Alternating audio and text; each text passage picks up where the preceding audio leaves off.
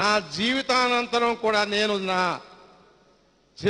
చివరి శ్వాస వరకు కూడా వారి యొక్క అడుగుజాడలో వారి పార్టీ మన పార్టీ యొక్క ఆశయాన్ని ముందుకు తీసుకెళ్తూ ఈ పార్టీని బలోపేతం చేయడానికి నా శాశ్వత కృషి చేస్తానని, వారి యొక్క నిర్ణయాన్ని ఇప్పుడు నేను శిరసా వహిస్తానని, ఒక క్రమశిక్షణ గల కార్యకర్తగా నేను పనిచేయడానికి మీతో పాటు నేను ప్రయాణం చేయడానికి సిద్ధంగా ఉంటానని, మీరు ఏ బాధ్యత అప్పచెప్పినా సరే ఒక కార్యకర్తగా నేను మీకు తోడుగా నిలబడతానని చెప్పి తెలియజేసుకుంటూ, మీ అందరూ కూడా మీ యొక్క బలాన్ని మీ యొక్క క్రమశిక్షణగా ఒక విత్తనం నాటారు పవన్ కళ్యాణ్ గారు. ఆ విత్తనాన్ని భూమిలోకి అడుగంట కూడా వేర్లు వెళ్ళేలాగా ప్రయత్నం చేయవలసిన అవసరం మీ అందరి మీద ఉంది. మా విత్తనం ఎంత లోతుగా వేర్లు వెళితే అంత స్ట్రాంగ్ గా మన పార్టీ ఉంటుంది. మన పార్టీ అయిన తర్వాత అది బ్రహ్మాండమైనటువంటి కాయలు కానీ ఫలాలు కానీ ఇచ్చి మనందరికీ కూడా మన యొక్క సొసైటీకి ఉపయోగపడుతుంది. కాబట్టి అటువంటి ఒక మహావృక్షం కింద మన జనసేన పార్టీ తయారవడానికి మీరందరూ కూడా సర్వశక్తులు మీరు పెట్టవలసింది. కాబట్టి మీ అందరికీ కూడా ఏ కష్టం వచ్చినా మీ అందరూ స్థానిక నాయకులు అందరూ కూడా సిద్ధంగా ఉంటాం. మీకు ఏ నిమిషం అర్ధరాత్రి వచ్చినా అపరాత్రి వచ్చినా కూడా మేము వచ్చి మీకు అండగా నిలబడతామని తెలియజేసుకుంటూ, నాకు అవకాశం ఇచ్చినటువంటి పెద్దలందరికీ ప్రత్యేక ధన్యవాదాలు తెలియజేసుకుంటూ సెలవు తీసుకున్నారు. జై జనసేన.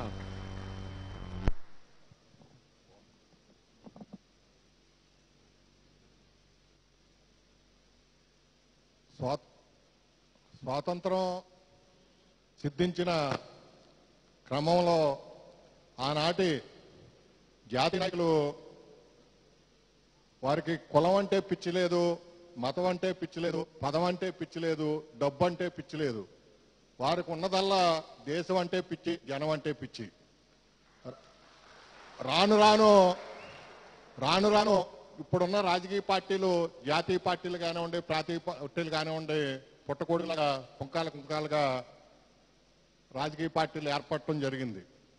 వారందరూ కూడా ఒకే సిద్ధాంతాన్ని ప్రాతిపదికగా తీసుకున్నారు. దోసుకో, దాసుకో, దండుకో. విభజించు, పాలించు, కబలించు. కానీ నేను దేశాన్ని ప్రేమిస్తాను, దేశం అంటే నాకు పిచ్చి, జనాన్ని నేను ప్రేమిస్తాను, జనానికి నేను సేవ చేస్తాను, జనాన్ని నేను ఆదరిస్తాను, జనం అంటే నాకు పిచ్చి, నాకు కులం అంటే పిచ్చి లేదు, డబ్బు అంటే పిచ్చి లేదు, పదం అంటే పిచ్చి లేదు, మతం అంటే పిచ్చి లేదు అన్న ఏకైక ప్రజానాయకుడు మనందరి ఆరాధ్య దైవం, మనందరి గుండె చప్పుడు, మనందరి 6 అడుగుల బుల్లెట్ కొణిదెల పవన్ కళ్యాణ్ గారికి ఈ సభాముఖంగా మన అందరం కూడా ధన్యవాదాలు తెలుపుకోవాలి. ఎందుకంటే జన సైనికులు కానివ్వండి, జన సేవకులు కానివ్వండి, వీర మహిళలు కానివ్వండి, మరి పవన్ కళ్యాణ్ గారిని ఎంతసేపు కూడా సినిమా హీరోగానో మీరు అభిమానులుగానో కాకుండా ఆయన మీ నుంచి ఆశించేది ఏంటంటే, నేను ఆయన్ని అర్థం చేసుకున్నది, ఆయన మనసుని నేను అర్థం చేసుకున్నది ఏంటంటే, ప్రజారాజ్యం పార్టీ ఏర్పడినప్పుడు పవన్ కళ్యాణ్ గారి యొక్క అభిమానులు 10-12 ఏళ్ళు వయసు.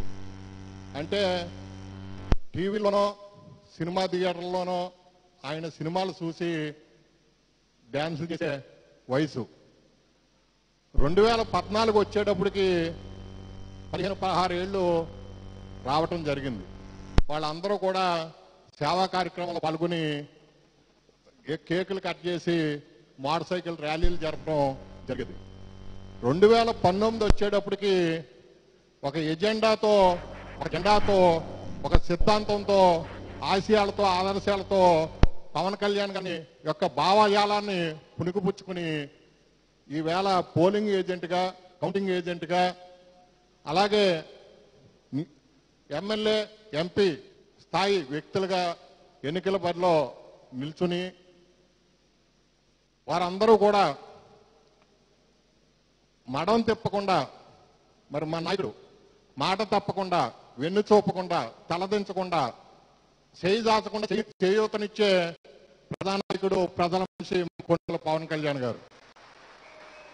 మిమ్మల్ని అందరినీ కూడా 2024 వచ్చేటప్పటికి మీరందరూ కూడా 20 ఏళ్ళు 25 ఏళ్ళు 30 ఏళ్ళలోకి ప్రవేశిస్తారు మీరు అందరూ కూడా. అంటే ఒక కుటుంబ బాధ్యతలు, ఒక కుటుంబ యజమానిగా, ఒక భార్య పిల్లలకి భార్యకి భర్తగా, పిల్లలకి తండ్రిగా, యజమానిగా కుటుంబ బాధ్యతలు నిర్వర్తించే స్థాయికి 2024 లోపు మీరు వెళ్తారు. మరి ఆ సమయంలోనే ఆయన 25 లక్షలు 30 లక్షలు 40 లక్షలు 50 లక్షల కుటుంబాలు ఆయన్ని అనుసరించి ఆయన మార్గంలో ఆయన దానిలో మరి మీరు సిద్ధపడుతున్నారు. మరి ఈరోజు మీరు ఎన్నికలతో గాజు గ్లాస్ గుర్తుని తీసుకుని, అలాగే కాశీ టవలు మెల్ల వేసుకుని, మరి ఎజెండాతోటి జెండాతోటి సిద్ధాంతాలతోటి ఆయన ఆదర్శం ఆయన భావజాలంతో ఈరోజు ప్రతి ఇంటికి మీరు వెళ్ళటం జరిగింది. మన కంటి ముందు, మన ఇంటి ముందు,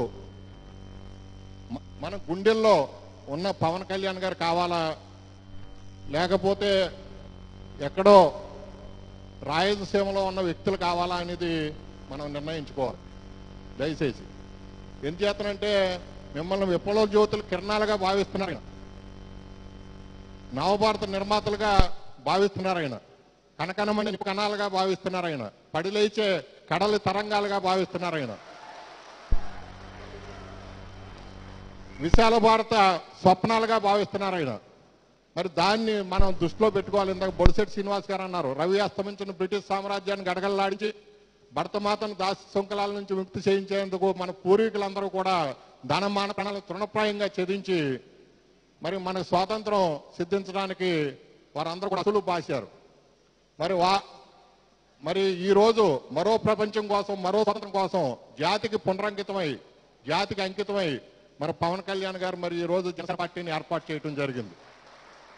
జనసేన పార్టీ యొక్క ఉద్దేశం సమాజమే దేవాలయం అన్నాడు నందమూరి తారక రామారావు గారు, ప్రజలే దేవుళ్ళు అన్నాడు. మరి న్యాయ నిర్ణేతలు ప్రజలుగానే భావించాడు ఆయన, న్యాయమూర్తులు ప్రజలుగానే భావించాడు ఆయన, పాలకులుగా ప్రభువులుగా మరి ప్రజలనే భావించాడు ఆయన.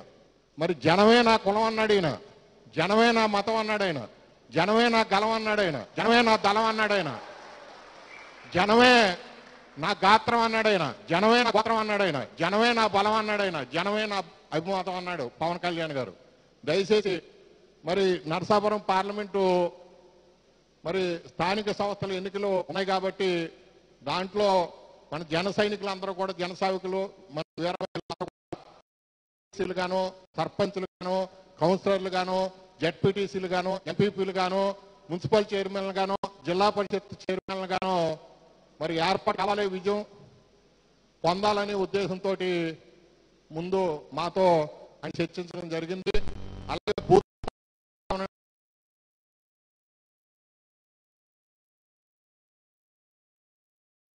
కమిటీ కావనివ్వండి, వార్డు కమిటీ కావనివ్వండి, అలాగే పార్లమెంట్ కమిటీతో పాటు మరి మీ అందరినీ కూడా సమన్వయపరచాలి. మీ అందరిలోని కూడా మరి ఒక పార్టీలో మీరు అందరూ కూడా భాగస్వాములు చేయాలని ఒక పవిత్రమైన సంకల్పంతో, వజ్ర సంకల్పంతో మరి పవన్ కళ్యాణ్ గారు నా కులం నన్ను పక్కన పెట్టినా సరే, నా కుటుంబం నన్ను పక్కన పెట్టినా సరే, సమాజం పక్కన పెట్టినా సరే, నా కులం కంటే ఎక్కువగా, కుటుంబం కంటే ఎక్కువగా, సమాజం కంటే ఎక్కువగా పవన్ కళ్యాణ్ గారు మరి నన్ను చేర్చడం జరిగింది. ఆయన చెప్పొచ్చో చెప్పకూడదు నేను ఒకసారి చెబుతున్నాను.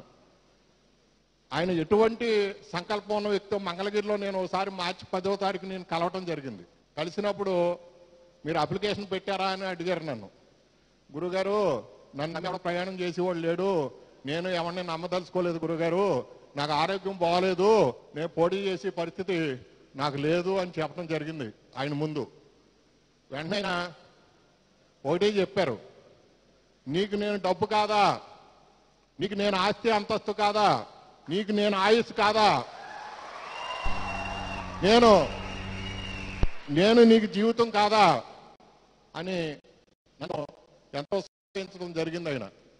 ఆయన ఒకటే చెప్పాడు, ఆయన దేవుడు అంటే నచ్చేయా, ఆ దేవుడు నిన్ను శాపగ్రస్తుడు చేశాడయా అని. నాకు శాప విమోచనం భీమవరంలో చేయటానికి వచ్చి ఆయన శాపగ్రస్తుడు అయిపోయాడు. ఏంటి అటువంటి దైవ సంపుతుడైన కారణ జన్ముడైన కరుణామయుడు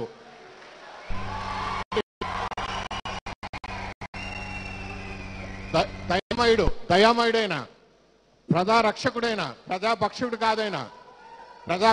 కాదైనా ఏంటి మీరందరూ కూడా దయచేసి ఆయన యొక్క సంకల్పాన్ని అర్థం చేసుకోండి. ఆయన యొక్క సంకల్పాన్ని అర్థం చేసుకోవాలి. ఈవేళ భారతీయ జనతా పార్టీ ఉంది, ఆయనకు రాష్ట్ర ఎంపీ కావాలంటే ఇంటికాడ కూర్చుంటే వస్తుంది. అలాగే ఒక క్యాబినెట్ మినిస్టర్ కావాలంటే సెంట్రల్లో ఇంటికాడ కూర్చుంటే వస్తుంది. అలాగే తెలుగుదేశం పార్టీలో ఒక రాజ్యసభ కావాలంటే ఒక క్యాబినెట్ మినిస్టర్ కావాలంటే ఇంటికాడ ఉంటే వస్తుంది. వైసీపీలో ఒక క్యాబినెట్ మినిస్టర్ కావాలి, అలాగే ఒక ఎంపీ కావాలంటే ఇంటికాడ కూర్చుంటే వస్తుంది. కానీ వాటిలన్నింటికి అతీతంగా మరి ఆయన ఈరోజు జనసేన పార్టీని ఏర్పాటు చేసి పదవులకు దూరంగా మరి జనానికి దగ్గరగా మరి ఆయన ముందు జరిగింది. కాబట్టి నేను ఆయన ఒక ద్రోణాచార్యుడిగా భావిందాం. మనం ఆయన ప్రతిమని మన ఏకలవ్య శిష్యులుగా మనం ముందుకు సాగుదాం. మన బాలచంద్రుడిని, అభిమన్యుడిని, ఏకలవ్యుడిని, అలాగే మన కర్ణుడిని మనం స్ఫూర్తిగా ఆదర్శంగా తీసుకుందాం. దయచేసి సవ్యసాచి అర్జునుడిని ఆదర్శంగా తీసుకున్నాం. వారి రూపంలో మన పవన్ కళ్యాణ్ గారిని మన అందరం కూడా స్ఫూర్తిగా తీసుకున్నామని మనం చేసుకుంటూ, ఎందుచేతనంటే నాకు 10 సంవత్సరాలు